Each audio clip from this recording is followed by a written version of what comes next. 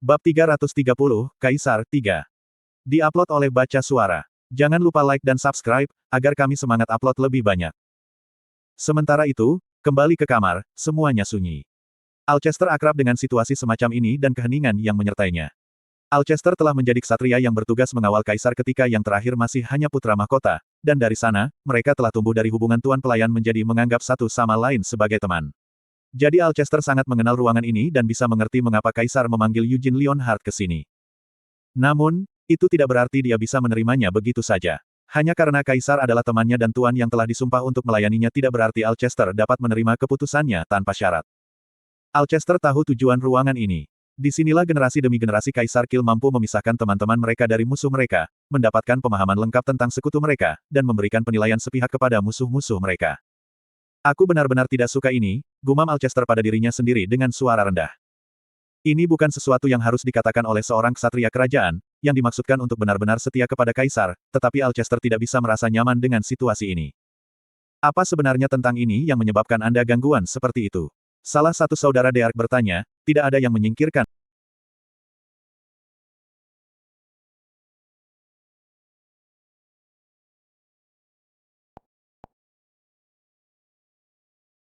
Salah satu saudara Deark bertanya, tidak ada yang menyingkirkan pedang mereka.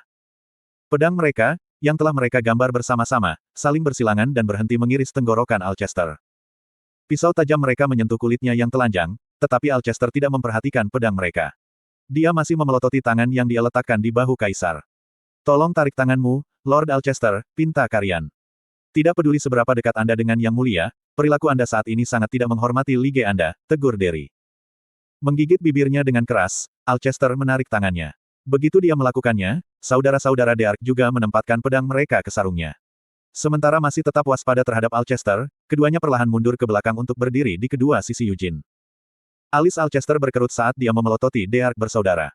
Kaisar tidak memberitahuku apa-apa tentang masalah ini atau apapun yang terjadi di sini, keluh Alcester. Kau seharusnya sudah tahu alasannya, Komandan, kata Karian. Eugene Leonhard ini, sepertinya Komandan benar-benar menganggap bocah nakal ini dengan sayang. Alcester mengangkat alis, kamu bilang aku menganggapnya sayang. Apakah lebih baik mengatakan bahwa kamu menyukainya? Derry membalas pertanyaan itu dengan seringai. Mendengus mendengar kata-kata Deark bersaudara, Alcester menggelengkan kepalanya dan berkata, aku tidak bisa membiarkan kata-katamu pergi seperti ini. Lord Karian, Lord Derry, apakah itu tentang dia dengan sayang atau mendukungnya? Bukankah kata-kata itu membuatnya terdengar seperti aku seorang atasan yang memandang rendah Sir Eugene dari posisi yang lebih tinggi? Saat dia mengatakan ini, Alcester berbalik untuk menatap Eugene. Mata Kaisar dan Eugene tertutup rapat seolah-olah mereka sedang tidur nyenyak. Pikiran mereka kemungkinan besar berada di tempat lain, melakukan percakapan di ruang yang terpisah dari yang satu ini, di dalam dunia kesadaran mereka. Alcester melanjutkan, saya tidak menganggap diri saya sebagai orang yang luar biasa. Fakta bahwa aku lebih tua dari Sir Eugene. Apa yang begitu penting tentang itu? Ada banyak hal lain yang harus dihargai oleh seorang ksatria lebih dari itu. Baik itu kehormatan, keterampilan, keberanian, atau keyakinan mereka. Jika Anda harus menghitungnya satu persatu, Anda akan menemukan banyak hal lain yang lebih penting daripada usia seseorang. Deark bersaudara tetap diam. Apa yang ingin saya katakan adalah, dalam hal kualitas yang tak terhitung jumlahnya yang harus dimiliki seorang ksatria, saya tidak berpikir bahwa ada di mana saya jauh melampaui Sir Eugene, sebaliknya, ada banyak hal yang saya rasa kurang saya miliki dibandingkan dengannya. Itu sebabnya aku tidak bisa mengatakan bahwa itu aku menganggapnya sayang atau mendukungnya. Alcester berhenti sejenak sambil melirik pedang Eugene. Di mata saya, Sir Eugene adalah seseorang yang saya hormati sebagai sesama ksatria. Dia adalah seseorang yang ingin saya bersaing, seseorang yang ingin saya cocokkan dalam hal keterampilan, dan juga seseorang yang saya kagumi. Karian mengerutkan kening, tolong jangan mengatakan hal-hal ceroboh seperti itu, Lord Alcester Dragonic. Kamu adalah komandan ksatria naga putih, pedang yang mulia, dan ksatria terkuat kekaisaran. Ya, Anda benar. Aku adalah komandan ksatria naga putih. Pedang yang mulia. Namun, ksatria terkuat di kekaisaran. Haha, anehnya, banyak orang memanggilku begitu. Tapi izinkan saya untuk mengatakan bahwa itu saya, setidaknya, tidak pernah memikirkan diri saya seperti itu sama sekali. Alcester mengakui sambil menggelengkan kepalanya sambil tertawa. Jika Anda meminta saya sekarang untuk menyebutkan nama ksatria di kekaisaran ini yang saya rasa lebih baik dari saya dapat melafalkan beberapa nama tanpa ragu-ragu. Jika Anda memperluas jangkauan itu ke seluruh benua, jumlahnya bertambah begitu banyak sehingga mereka tidak dapat dihitung dengan semua jari di tangan Anda. Juga, singkatnya, Eugene Leonhard, pemuda ini, harus dihitung di antara jumlah itu. Derry menegur, Lord Alcester. Alcester menegurnya dengan sinis, turunkan suaramu. Apa yang akan Anda lakukan jika itu menyebabkan Yang Mulia membuka matanya? Karian memperingatkannya sekali lagi, harap berhati-hati dengan kata-kata dan tindakan Anda, Lord Alcester. Bukankah kamu mengatakan sebelumnya bahwa kamu tidak suka ini? Itu mungkin diambil karena Anda meragukan pilihan tindakan Yang Mulia. Tentu saja, saya meragukannya, jawab Alcester tanpa ragu-ragu. Dia memelototi saudara-saudara Dear ketika mereka berdiri di kedua sisi Yujin yang tertidur dan terus berbicara. Jika saya tahu tentang ini sebelumnya, saya akan memprotes Yang Mulia bahkan jika itu berarti kehilangan kepalaku. Kalian berdua juga harus menyadari tujuan keberadaan ruangan ini. Saya tidak benar-benar merasakan keinginan untuk mengetahui apa yang mungkin Anda pikirkan yang telah menyebabkan Anda begitu ragu-ragu, tuanku, kata Karian meremehkan. Namun, Lord Alcester, Yang Mulia tidak memanggil Eugene Lionheart di sini untuk menekannya. Itu hanya demi melakukan percakapan yang tulus. Percakapan. Alcester tertawa sinis, hahaha. Bisakah Anda benar-benar mengatakan itu ketika Anda tahu betul kemampuan ruangan ini? Apa yang terjadi di ruangan ini sekarang kemungkinan besar bukan hanya percakapan. Dan, tentu saja, itu juga bukan upaya rekrutmen. Alcester mengepalkan tinjunya erat-erat sebelum melanjutkan berbicara. Saya tidak diberitahu apa yang akan terjadi hari ini, tetapi kalian berdua jelas tahu, tuduh Alcester. Mengapa Anda tidak mengatakan apa-apa untuk membujuk Yang Mulia sebaliknya? Jika benar-benar ada kebutuhan untuk percakapan yang tulus, mereka tidak perlu datang ke ruangan ini untuk itu. Alcester mungkin tidak secara pribadi mendengar dari Yang Mulia tentang mengapa dia memanggil Eugene ke ruangan ini, tapi seharusnya karena Yang Mulia telah menilai bahwa Eugene, sebagai pahlawan, adalah ancaman bagi kekaisaran. Jika itu masalahnya, lalu apa yang Kaisar putuskan untuk lakukan pada Eugene? Apakah dia akan melenyapkan Eugene atau hanya menaklukkannya? Saat ini, itu adalah satu-satunya dua pilihan yang bisa dipilih Kaisar. Namun, hal-hal seperti itu tidak boleh dilakukan pada Eugene Lionheart. Dia tidak hanya menerima pengakuan pedang suci, dia bahkan secara pribadi diakui sebagai pahlawan oleh Raja Iblis sendiri. Pada saat ini, akhir sumpah yang telah berlangsung selama 300 tahun semakin dekat. Tetapi untuk berpikir bahwa itu pahlawan yang, seperti Great Vermouth, secara pribadi akan memimpin jalan ke era baru melalui kemauan dan tindakannya yang kuat sebenarnya dianiaya oleh Kaisar alih-alih menerima dukungannya. Meskipun, untuk saat ini, Alcester tidak tahu bagaimana percakapan mereka akan berakhir, dia sudah merasa kecewa dengan keputusan Kaisar. Karian mengerutkan kening, kamu mengatakan bahwa kita seharusnya tidak datang ke ruangan ini. Kata-katamu membuatnya tampak seperti kamu meragukan tujuan Yang Mulia, tuanku. Jika saya mengatakan saya melakukannya, apakah Anda akan melaporkannya kepada Yang Mulia? Alcester menantang. Tentu saja, aku akan melakukannya, Karian langsung mengakui. Haha, jika itu masalahnya, maka sepertinya aku juga harus melakukan percakapan yang tulus dengan Kaisar. Alcester tertawa terbahak-bahak dan menggelengkan kepalanya.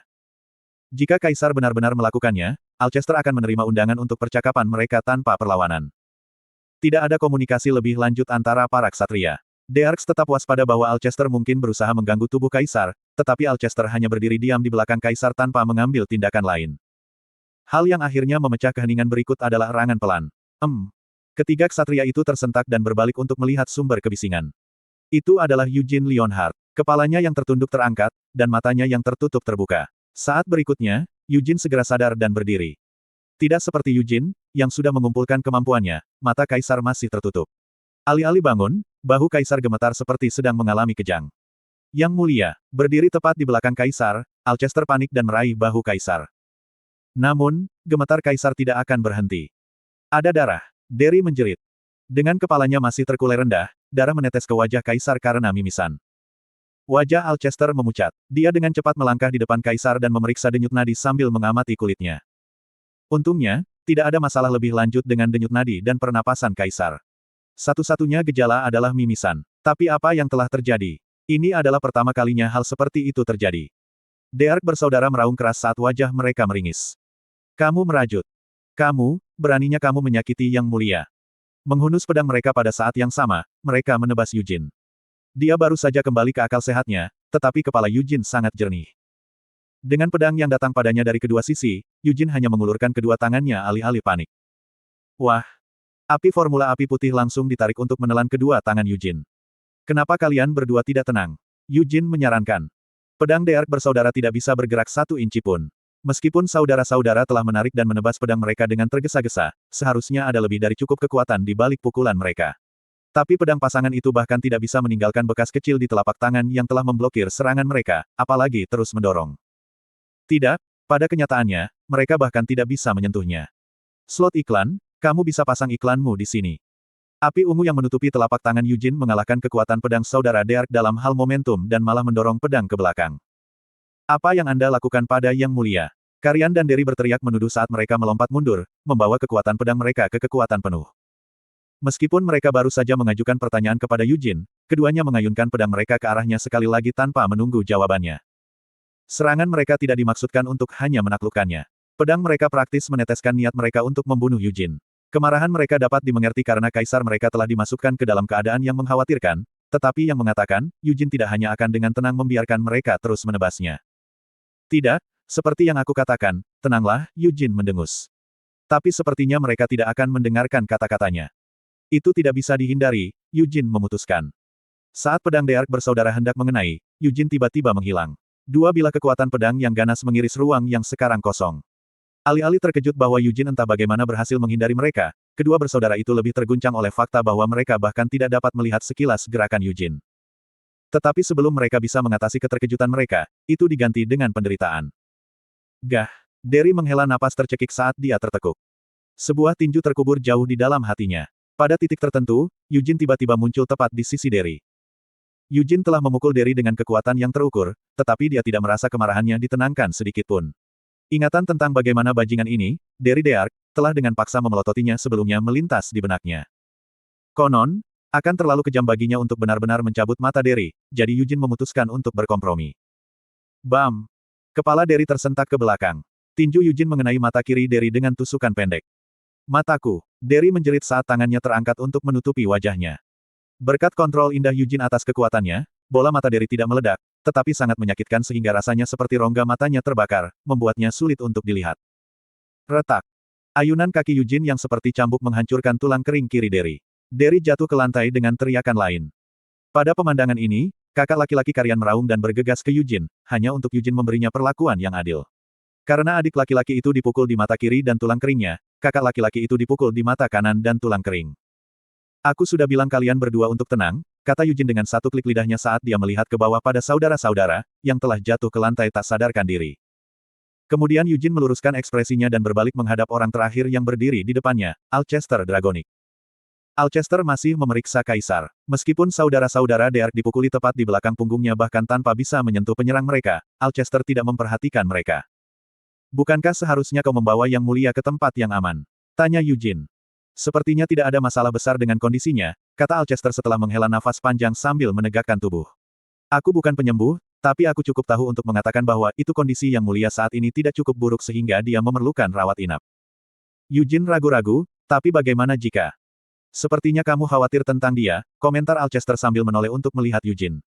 Jika saya segera membawa Yang Mulia ke tempat yang aman, apakah saudara-saudara Deark yang ditinggalkan di sini dapat menangkap Anda? Yujin hanya mengangkat bahu tanpa jawaban. Ini karena jawaban atas pertanyaan itu sudah diletakkan di depan mata Alcester. Itu benar, Alcester mengangguk. Keduanya adalah ksatria yang luar biasa, tetapi mereka masih tidak bisa menandingi Anda. Melihat mereka dari sudut pandang Anda, Deark Brothers. Dan kapten lainnya di ksatria naga putih pasti tampak seperti anak-anak. Itu hanya karena mereka terburu-buru, Yujin menjelaskan. Tidak peduli apa, hasilnya sudah diselesaikan, kata Alcester sambil mengangkat bahu. Jika saya pergi dari sini bersama Yang Mulia, apa yang akan Anda lakukan sekarang? Apakah Anda bersedia menunggu di sini sampai saya kembali? Tentu saja, Yujin mengangguk. Apa yang kamu lakukan? Alcester bertanya sambil menghela nafas lagi. Dengan ekspresi tertekan, Alcester menatap Yujin dan berkata, tidak peduli apa alasannya, kamu sudah bangun. Dan Yang Mulia belum. Dia bahkan kehilangan darah. Yujin tidak memberikan penjelasan apapun. Alcester menyatakan keprihatinannya dengan keras, saat saya meninggalkan ruangan ini dengan Yang Mulia. Anda akan menjadi pengkhianat yang telah merugikan Kaisar Kekaisaran Qil. Hukum kekaisaran tidak dapat diabaikan hanya karena Anda adalah pahlawan. Juga, masalah ini tidak akan berakhir hanya dengan Anda sendiri. Itu juga tidak akan berakhir dengan cabang utama klan Leonhardt. Semua garis keturunan jaminan akan didakwa dengan pengkhianatan juga. Kedengarannya mungkin, Yujin setuju. Anda, mungkin tidak akan setuju untuk didakwa dengan kejahatan apapun, tebak Alcester. Saat aku meninggalkan ruangan ini, tidak, bahkan jika aku tinggal di sini, kamu mungkin sudah berencana melarikan diri entah bagaimana. Karena jika kamu bersedia diperlakukan sebagai penjahat, kamu tidak akan membuat Deark bersaudara pingsan. Itu benar, Yujin mengangguk. Itu sebabnya saya menghadapi dilema seperti itu, keluh Alcester. Apakah tidak apa-apa baginya untuk mengatakan semua ini sekarang? Alcester bertanya pada dirinya sendiri sambil menyentuh pedang di pinggangnya. Untuk mencegahmu melarikan diri, haruskah aku mencoba memblokirmu, atau haruskah aku membantumu melarikan diri? Alcester menyuarakan kebingungannya. Hah, kepala Eugene miring ke samping. Di dalam istana kekaisaran ini, ada banyak hal yang dapat diakses oleh saya. Aku bisa menyembunyikan sementara Yang Mulia, yang telah kehilangan kesadaran, membuatnya tampak seperti diculik. Mungkin saja kita punya waktu dengan cara itu, maka saya dapat membantu Anda melarikan diri dari bawah mata yang tak terhitung jumlahnya di dalam istana kekaisaran, Alcester mengusulkan. Eugene memanggilnya, Lord Alcester. Alcester melanjutkan tanpa jeda, tentu saja, itu berarti saya mungkin akan kehilangan banyak dalam prosesnya. Bukan hanya kehormatan pribadi saya yang akan ternoda, tetapi juga kehormatan yang telah diturunkan melalui keluarga saya selama 300 tahun terakhir. Tidak, saya bahkan mungkin kehilangan seluruh klan saya. Hal yang sama berlaku untuk Anda juga. Bahkan jika garis keluarga utama entah bagaimana melarikan diri dari kekaisaran, garis jaminan hati singa yang tak terhitung jumlahnya akan ditinggalkan di tangan kekaisaran. Mereka semua, kemungkinan besar, akan dieksekusi. Semakin banyak dia berbicara, Alcester semakin putus asa dan tertekan. Sambil menghela nafas lagi, Alcester terus berbicara, namun, itulah satu-satunya cara bagimu untuk bertahan hidup. Kamu harus melarikan diri dari kekaisaran ini, dan bersembunyi di negara lain sambil membuat persiapan. Eugene bertanya dengan rasa ingin tahu, apa yang harus saya persiapkan? Alcester menjawab, membunuh Raja Iblis, tentu saja. Bagaimanapun, itulah satu-satunya hal yang Anda, sebagai pahlawan, dimaksudkan untuk lakukan. Jadi kamu bersedia membantuku karena itu? Eugene bertanya sekali lagi. Daripada mengubahmu sebagai pengkhianat dan menguncimu di sel, ini akan menjadi pilihan yang lebih baik untuk seluruh dunia. Itu benar, jadi sebenarnya tidak perlu menghadapi dilema ini sama sekali. Alcester akhirnya menyadari sambil menggelengkan kepalanya dengan senyum masam. Setelah melihat Alcester dengan ekspresi aneh, Eugene menyeringai dan duduk di kursinya. Apa yang kamu lakukan? Alcester menuntut. Saya tidak punya niat untuk melarikan diri, Eugene menjelaskan. Tidak perlu bagiku untuk melakukannya juga. Dengan demikian, Anda tidak perlu begitu tersiksa oleh dilema ini, Lord Alcester. Apa-apaan ini? Sepertinya Anda bahkan tidak tahu apa yang Anda katakan. Tidak mungkin hal seperti ini akan berakhir dengan ringan, bantah Alcester. Tidak, itu akan berakhir tanpa keributan, kata Eugene, menatap Kaisar yang masih pingsan. Karena Kaisar sangat murah hati. Jadi tunggu saja di sini bersamaku sampai Yang Mulia sadar. Alcester bertanya dengan skeptis, apakah kamu serius sekarang? Saya, Eugene mengangguk tegas. Sambil merasa bingung, Alcester menatap langsung ke mata Eugene. Sepertinya Eugene tidak berbohong atau merencanakan sesuatu. Untuk beberapa saat, Alcester ragu-ragu sebelum menganggukkan kepalanya. Setelah beberapa waktu berlalu, Kaisar membuka matanya dengan erangan. Alcester dengan cepat berlutut di depan Kaisar dan berteriak, Yang Mulia. Tuhan, Alcester, kata Kaisar, sambil mengangkat kepalanya sambil terengah-engah. Di sisi lain Alcester yang berlutut, dia melihat Deark bersaudara yang pingsan, masing-masing dengan kaki ditekuk ke arah yang salah. Dan di belakang keduanya, dia melihat Eugene duduk di kursi. Ketika mata Kaisar bertemu dengan mata Eugene, Eugene mengedipkan mata kembali sambil tersenyum. Ah! Teriak Kaisar ketika kenangan akan perjamuan kekerasan yang mengerikan melintas di benaknya. Wah! Ketika ingatan akan penderitaan yang belum pernah dia alami sebelumnya merangsang pikiran Kaisar, mimisan yang telah dihentikan sementara mulai mengalir sekali lagi. Yang Mulia, Alcester berteriak ketakutan. Apakah kamu baik-baik saja? Eugene juga bertanya dengan nada khawatir. Dengan bahu gemetar, Kaisar mengangguk dan tergagap. I'm fine. Yang Mulia, apa yang terjadi? Alcester bertanya sambil memegang tangan Kaisar yang gemetar dengan nyaman. Dengan gigi terkatup, Kaisar menyatakan, tidak ada. Terjadi. Alcester mengerutkan kening. Hah? Aku berkata, tidak ada yang terjadi. Kaisar bersikeras sambil menghindari tatapan Eugene.